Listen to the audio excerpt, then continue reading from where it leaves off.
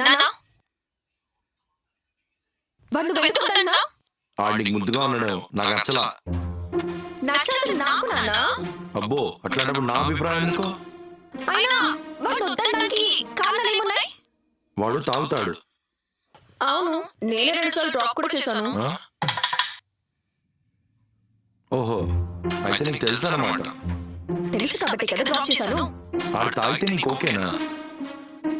నాన్న నువ్వు మంటావుతావుగా. అయినా తాగడం కాకుండా ఇంకా ఏమైనా బ్యాడ్ హ్యాబిట్స్ ఉన్నాయా? అమ్మాయిలు సైడ్ కొడతారు తెలుసా? ఆ సైడ్ కొట్టింది నాకే. ఆ?